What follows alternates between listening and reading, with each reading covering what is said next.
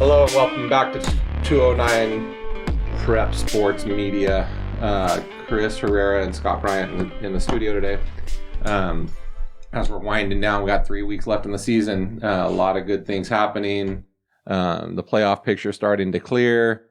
So far, so good as far as weather and not too much we're dealing with as far as COVID cancellations and the like. So it's been relatively smooth. I know that there's some hit and misses. We've dealt with it ourselves, and I know some other schools have dealt with it, having to pick up games. But the fortunate thing is I guess that teams are more prepared for situations like this now, so they're not.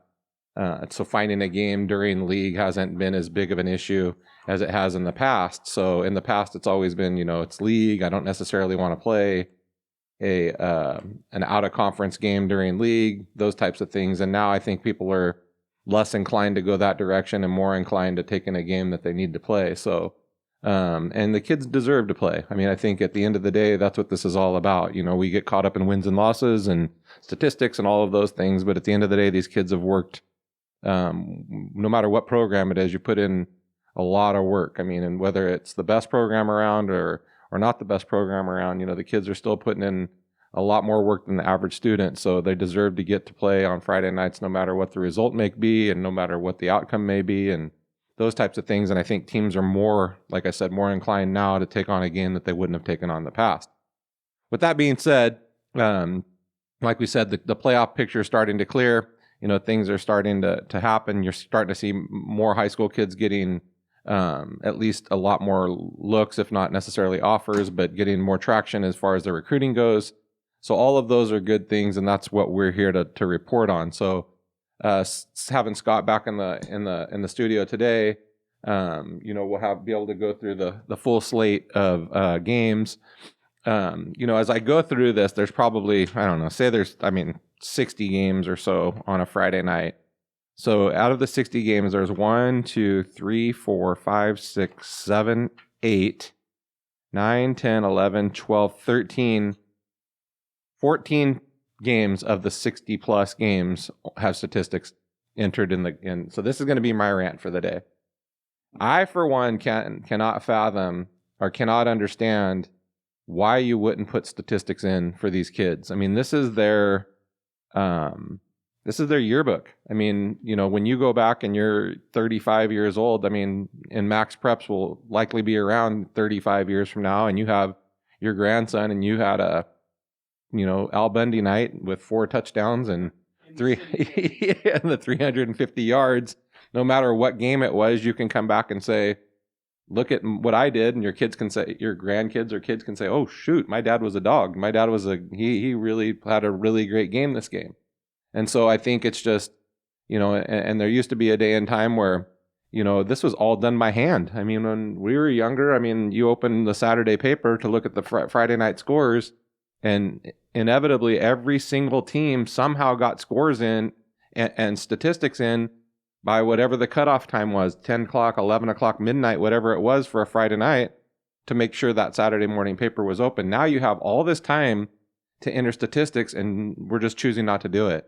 And it's not a matter, and with huddle and everything else, man, if it's too much work for the head coach or the assistant coaches, I get it. I'm a head coach and I have a lot on my plate, but you just give it to somebody else. Have them watch film, have them track stats. If they don't want to do it during the game, just go back. It's a 35 minutes of film.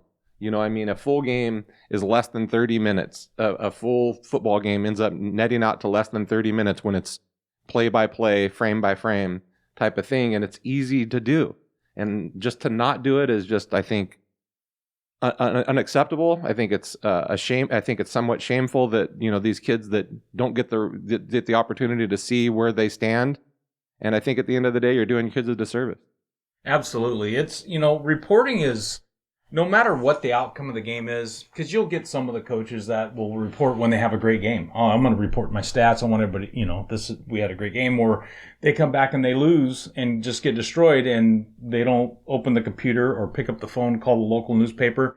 I can tell you from experience, and I haven't coached in well over 20 years, but when I coached, whether we had a good night or a bad night, as a team, always called in the statistics, because unless we just got blanked, and even then, still calling the stats because somebody on your team had a good night. I remember we went up in the hills in a league matchup, and this was wrestling, and we lost 60-6. We lost 60-6. I still called the newspaper and reported my stats because those 6 points scored by one of my wrestlers was important to him. Yeah. And it was important for him to see his name in the paper.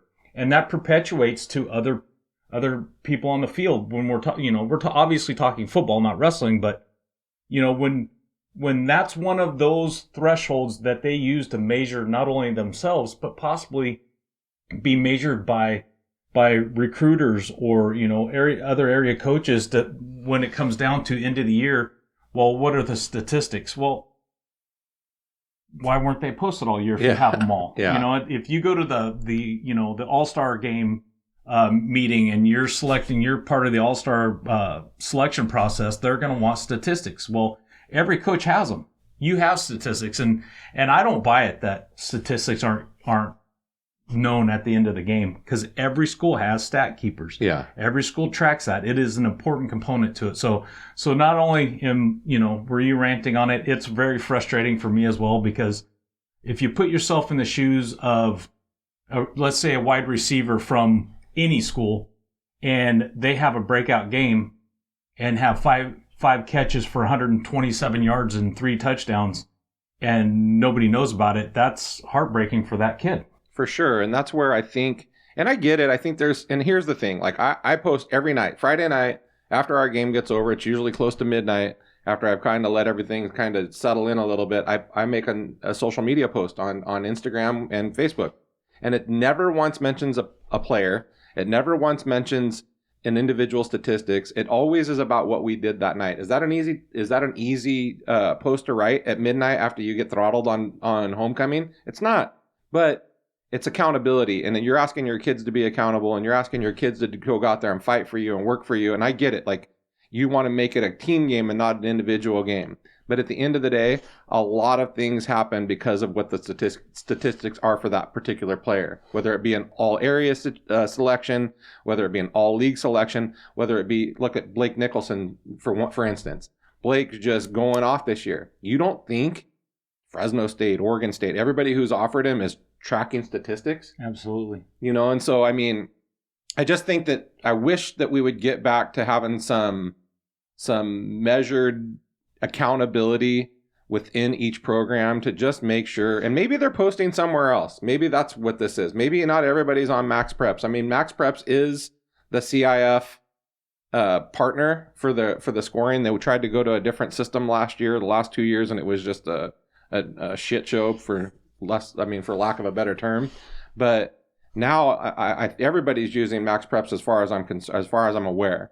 So, man, let's go. Let's get it going. Let's give these kids the recognition that they deserve. Maybe it comes up at the end of the year, but now, just like shows like ours, and I know that ASD Media, and I know there's a couple of other ones out there that do the same thing. They honor these kids weekly. So this week we're going to kind of fly through the scores. Scott's going to just read all the scores without any statistics because it's just better that way. And then we'll kind of highlight the teams that did post their statistics. And then we'll start talking about the playoff picture. Absolutely. So we had, rolling out the first set of scores here, we had Vacaville Christian played Highlands. Not a surprise, 42-6. Vacaville comes out on top. One of the games that, again, we talked about early in the year that is definitely going to have playoff implications now that we know that Livingston is for real. Ripon and Livingston. Ripon ends up winning this game 20-7, but it was close until the fourth quarter. Went all the way down to the wire. It was 12-7 at halftime. But Livingston's not done. I'm sure we're going to see a lot more out of them. Marysville beats Lyndhurst 50-0. Mountain House, another up and coming program, beats Bayer 32-0. Moving on, we've got Somerville played Amador. Upsets out, or not upset, I shouldn't say that. Somerville beats Amador 20-6. We had a score that's kind of outside of our purview, but I think is important in the state race. De La Salle beats Folsom 31-10 in just a grind out game. And And then this next score is a little bit shocking to me. It's not something that I would have expected by any means, but hats off to Central Catholic beating an extremely good Kimball team, 55-16. That's a whooping right there. Lathrop beats Davis beats Lathrop 25-13. That was a matchup that we were really kind of excited about, and I think it held up to the excitement. Linden got their game pulled from them early in the week, but hats off to the administrators and coaches for again scrambling in the 11th hour to put together a very good opponent in Fireball, the home of Josh Allen, the quarterback of the Buffalo Bills. That one was kind of a little bit lopsided, 56-26, but the fact that game occurred, I think, is the win right there. Sonora, not a surprise here, pounds Calaveras 64-22. Ceres beats Pacheco 26-3. Lincoln beats Oakmont 45-0. Woodland Christian plays the old powerhouse Delta, which is in Clarksburg. They end up beating them 42-36. If anybody's been paying attention to some of the recent social media, Delta has a female lineman that's actually pretty good. So that must have been a great game. And then Elk Grove just puts a whacking on Pleasant Grove 59-0. As we get into the games back down our area, Riverbank travels to Houston, gets smoked by Houston, 55-0. Argonaut continues their winning ways against Big Valley Christian. Another late game schedule. Big Valley Christian scheduling up and getting a 55-7 thrashing at the hands of Argonaut. Manteca taking Western Ranch behind the woodshed, 57-7. Enox travels down to Pittman, loses 42-19. We had Turlock traveling to Downey. This was a kind of a surprising score. Downey started the season early, not playing particularly well, but really has turned it around of late, and they end up winning this game 38-14. Oakdale goes to Sierra, not even close, 55-0. West travels to Tokay. Tokay keeps their winning ways going. They win that game 44-7.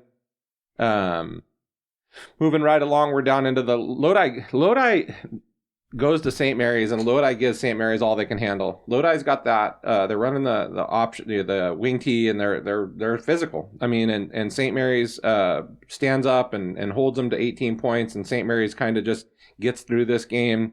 Asante Carter had a ton of carries. I think he scored all 3 touchdowns. Lincoln Stockton goes to Tracy. Beats Tracy 28-14.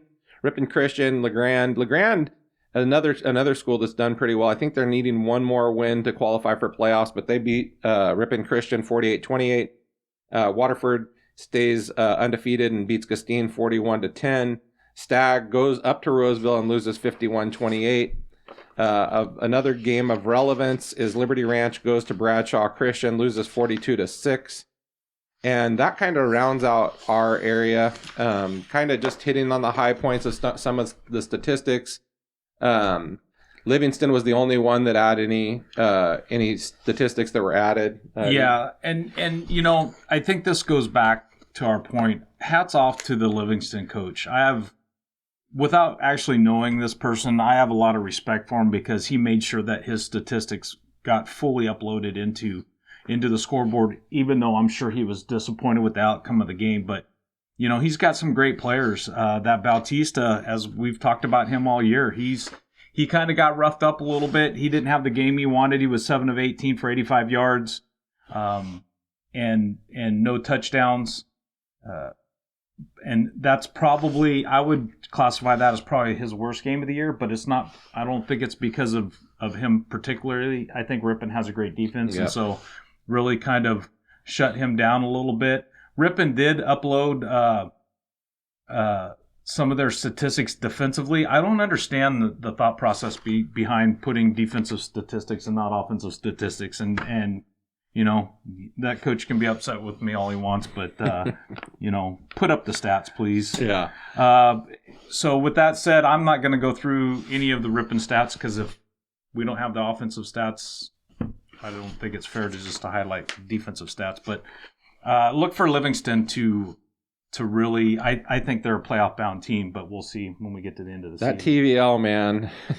You got Escalon and Ripon and Hillmar and Houston and Livingston. I mean, you're probably putting 5 teams of the 8 into the playoffs this year. I mean, as long as all of them get to their 4 wins. So moving along to the next game, Kimball goes to Central Catholic, like we talked about before. Kind of a surprise in one way and not a surprise in the other way. I mean, obviously we thought Kimball would struggle with Central Catholic's run game, which they did.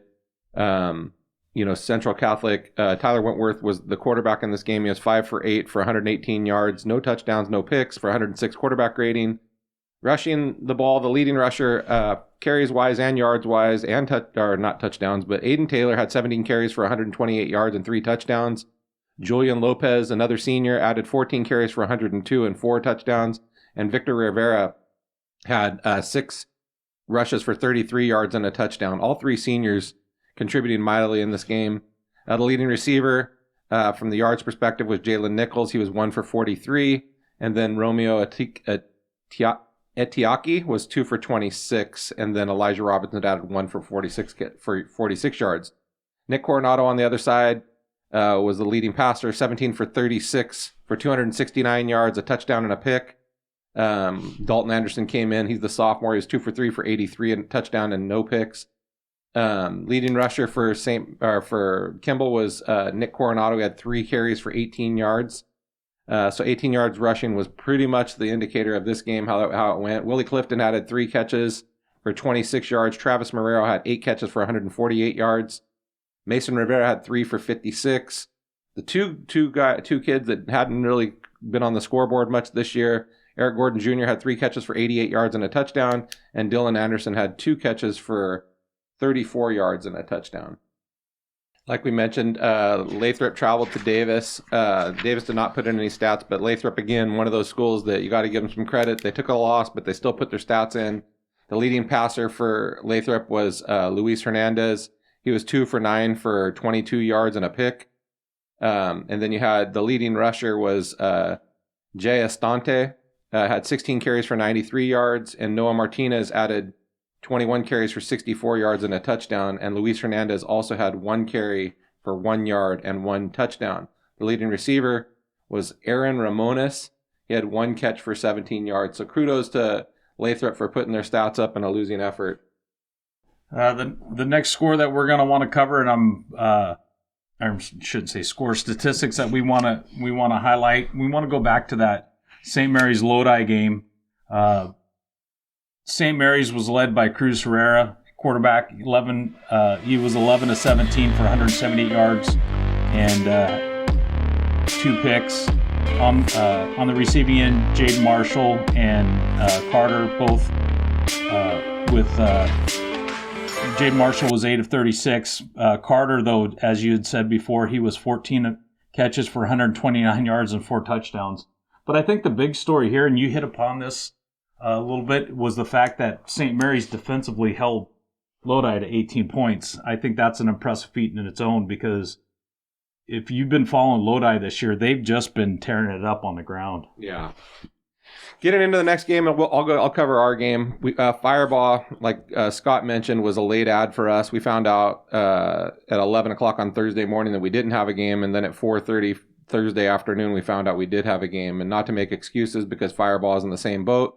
They traveled further. They came all the way up to us and just gave us a whooping. So, very good team, led by their offense is led by a running game. Danny Oliveira, this kid's a dude. I mean, they gave him the ball 34 times. He ran for 323 yards and 4 touchdowns.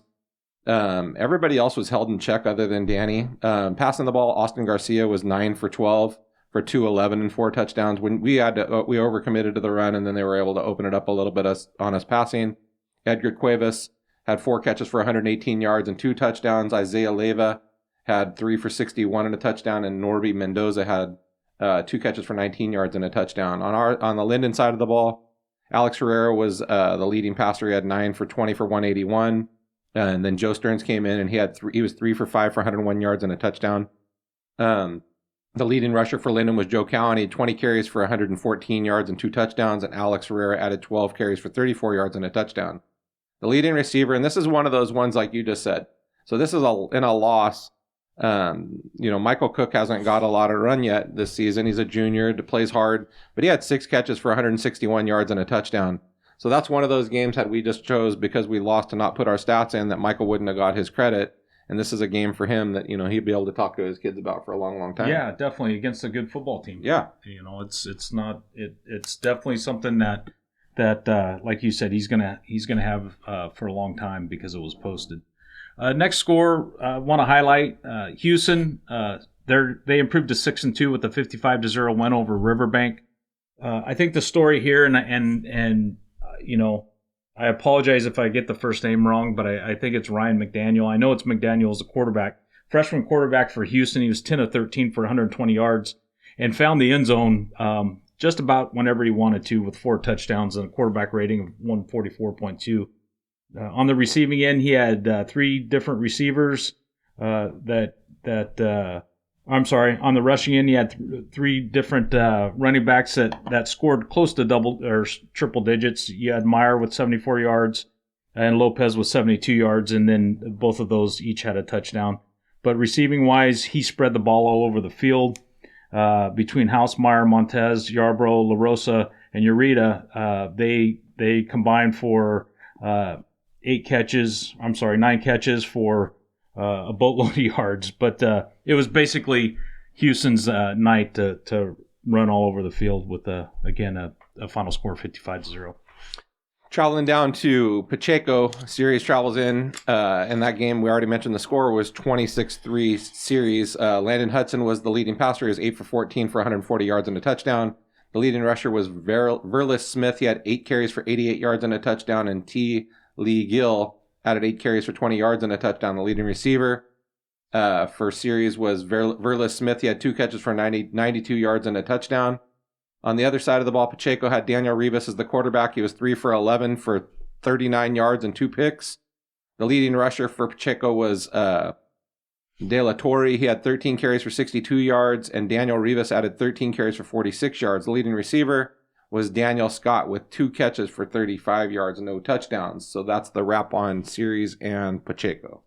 Just looking back at one of our area's undefeated teams that is really prepping themselves for a deep playoff run and possibly a state bowl game. I think they're a very good candidate for a state bowl game, and that's the Manteca Buffaloes. They improved to 7-0 with a 57-7 win over Weston Ranch.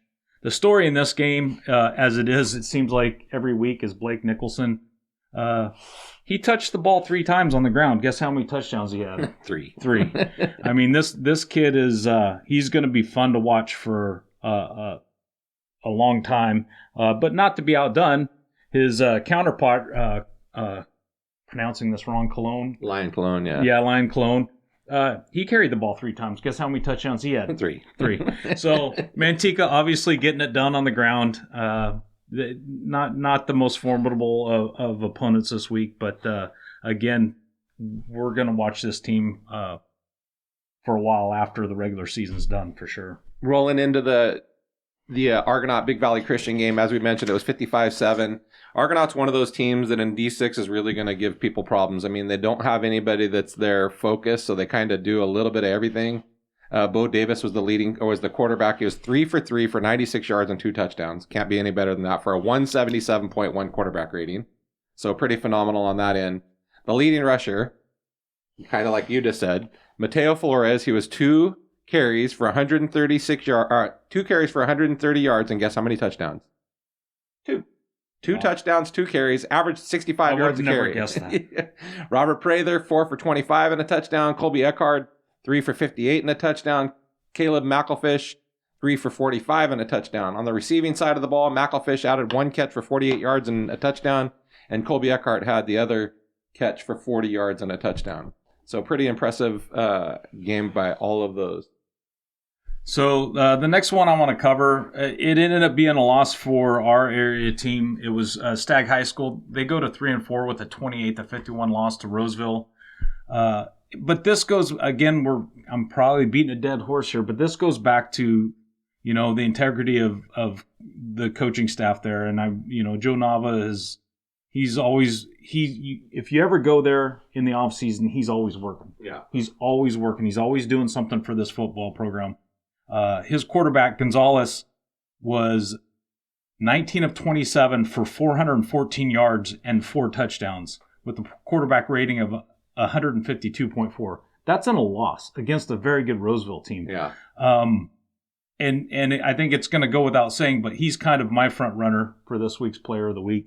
Had a heck of a game. Turner had 11 carries for 86 yards. On the receiving end, his favorite target was Trahan, 7 catches, 148 yards, 2 touchdowns. Stagg is still putting up really good numbers, even a loss. That again, they played a good Roseville team. You just can't help but hope that the rest of their season just keeps improving. But great offensive performance in a loss. Here's one of those games. Escalon beats Modesto Christian 54-6. Both teams put in stats, so that's really good for us. Donovan Rosevink was 1 for 34 yards, and then Tyler Medina ended up coming in at quarterback. He was 1 for 2 for 78 yards and a touchdown. The leading rusher for Escalon was spread out pretty good, but the Logan Anderson had the most carries. He had 5 carries for 63 yards and 2 touchdowns. Colton Page added 2 for 64 and a touchdown. Batista added 3 for 65 and a touchdown. Tinoco had 1 for 25 and a touchdown. JP Lyle had 2 for 3 and a touchdown. Sawyer Mello added 1 for 23 and a touchdown, and the leading receiver was Owen Nash. He had 1 catch for 78 yards and a touchdown. On the Modesto Christian side of the ball, Jimenez was the leading passer. He was 8 for 19 for 99 yards, 1 touchdown and 3 picks. The leading rusher was Ray Corral. He was 10 for 18. Nobody had any touchdowns rushing. And James Bernard was the leading receiver. He was 7 for 94 and touchdown. So pretty good, pretty cool that for Modesto Christian to get their stats in for those kids. Thank you much for that one. Yeah, and I think that kind of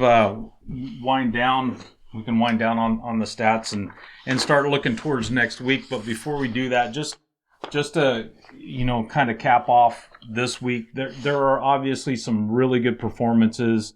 I mean, Blake Nicholson, Cologne, you could just go up and down. But my pick, and I don't know where you're at on this because we usually don't talk about our picks of the week until we're done with it, but I'm going to go with Angel Gonzalez from Stagg High School. Not only did he have a great performance in the loss, but even Max Preps picked him as the high performance for the week with throwing for 4 touchdowns and over 400 yards over 400 yards of throwing. And I'll go ahead passing. And second the motion on that one, and so we'll give Angel Gonzalez the 209 Prep Sports Player of the Week.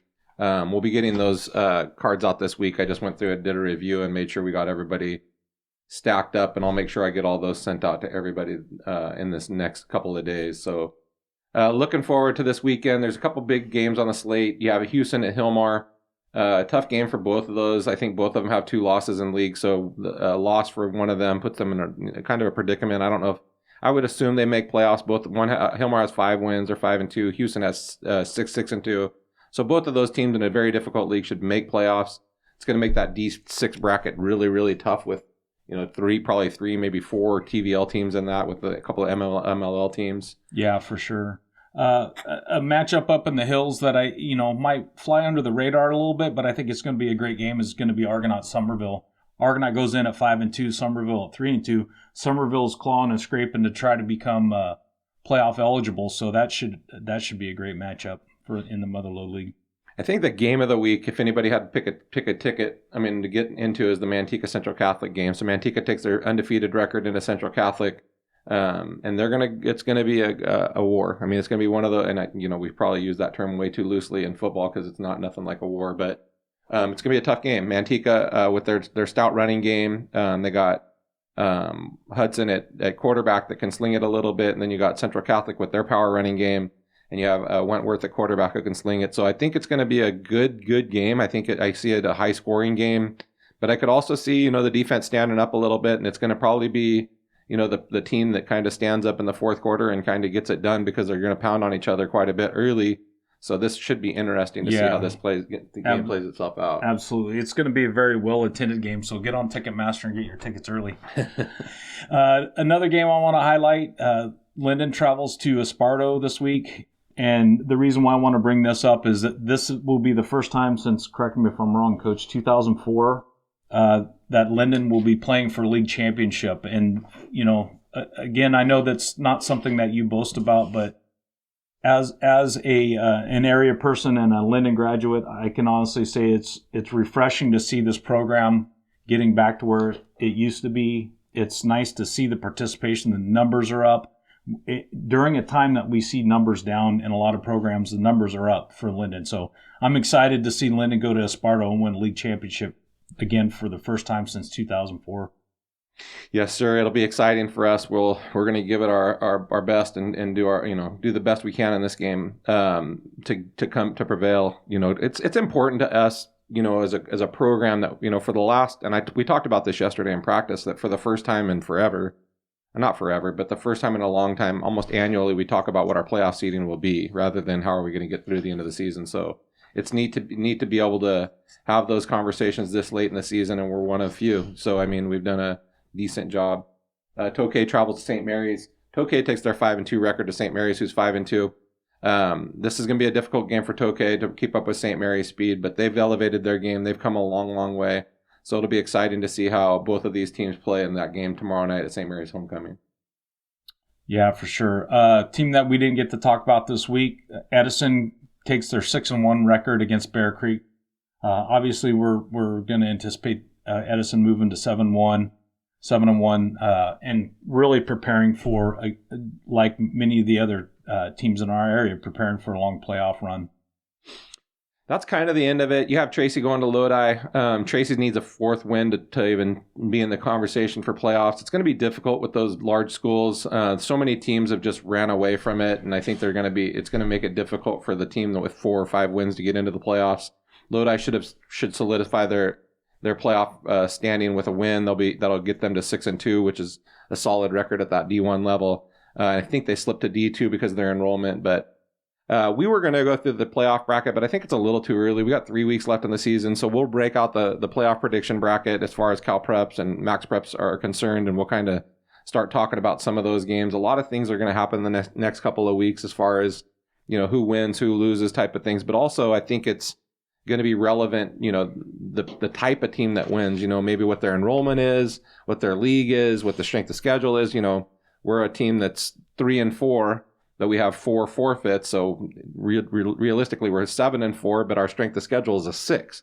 And then some of we have the highest strength of schedule of anybody in D6 because we played Kimball and we played Fireball. We have 20. The teams we've lost to, I think, are 25-3 or something like that. So it's a difficult. We picked a difficult schedule. We started playing up. So the teams that play up, like a St. Mary's, plays a big parochial preseason schedule, and those 2 losses are, one of them's against De La Salle, and the second's against Central Catholic. In Central Catholic, they played them without their starting quarterback. So those are the teams that play up inevitably get a better opportunity when playoffs come because there's a lot taken into consideration as far as seeding goes. One last game that I want to kind of highlight because anybody's listened to the show in the past knows that I kind of have a soft spot in my heart for Franklin High School. They're 4-3 right now, and they're going to play another school that I thoroughly have a lot of respect for, and that's Stagg High School. And our player of the week is going to be playing against a 4-3 team. Angel Gonzalez goes up against Franklin Yellow Jackets that are fighting to have a winning record for the first time in recent memory. Yeah. And be able to take that winning record into next season to play on what I think is probably going to be the best stadium in the area. Oh, that stadium. You and I drive past that stadium every day nearly. And I mean, it's just pretty crazy to think that that they're going to have such a beautiful facility. And I think if Ralph King's done such a good job there at Franklin, kind of getting kids to play, and I think it'll get better and better. And hopefully they can rebuild their program to the strength that it used to be. And it's good for everybody. That's the one thing I think that falls on deaf ears a little bit is when you have teams that become relevant again. Franklin's and Lodi on the rebuild, Tokay on the rebuild. It's not a negative. It's a good thing to have teams that are competitive. Absolutely. And if for nothing else, for the reason that you just outlined, strength of schedule. Yeah. You want your schedule to be strong. It positions you better for a playoff run, and gives your conference a deeper dive into the playoffs. Yeah. They'll go deeper with teams in the playoffs. And not to mention, from a player's perspective, if I'm playing these marquee teams, and that means that I may possibly be a marquee player if I'm putting up good statistics that the coaches will actually put into max preps, these kids are going to start getting looked at a little bit more. These recruiters are going to start looking at areas where there are just a hotbed of football teams. Why do you think recruiters are going down and looking at Bosco and Mater Dei, and because of their strength of schedule, and they're playing really good teams. Not to mention the fact that they're solid programs, but it almost feels like there's a little bit of during a difficult time, a little bit of a football resurgence in our area. Like, we're getting teams that are getting back to where they should be, and it's fun to watch. Well, and I'm wondering too, if the kids are just staying home now, so kids that would have typically left and gone to the better school, for lack of a better term, maybe that's not happening as much anymore because of where we're at. There's a lot of things that have changed. It's so odd. I mean, I think the landscape of prep football in Northern California today is just so different than it's ever been. I mean, but I don't think it's in a bad way. I think they're, like you said, I think it's a resurgence. I think you have teams that have really recognize this as an opportunity to rebuild and give themselves a chance to kind of be relevant again. And the thing is I think what most people don't understand is that when you have a hard time being competitive, you have a hard time getting participation, and it's hard to win without having enough players. So at the end of the day, I'm really excited about what's happening. I think the playoffs this year are going to be phenomenal. It'll be cool for us to be able to jump around. In the spring, we kind of tried to hit up as many games as we could. This fall, both of us got back to work, like a real work schedule. So it's been difficult for us to get to other events that we would have typically been, like, during the COVID times, we had a lot of free time. We just don't have as much free time anymore. That's why we're so reliant on the max prep statistics. So I'm excited about this weekend. The playoff picture starts to clear. It'll be neat to see some of the things that happen. And hopefully for us, we go out and get a win this week and put ourselves in a good spot for our seeding. So thank you, everybody, for listening this week. Sorry for being a little long-winded and sorry for the rant, but that's who we are. So love us or leave us, I guess. Thank you. See you guys next week.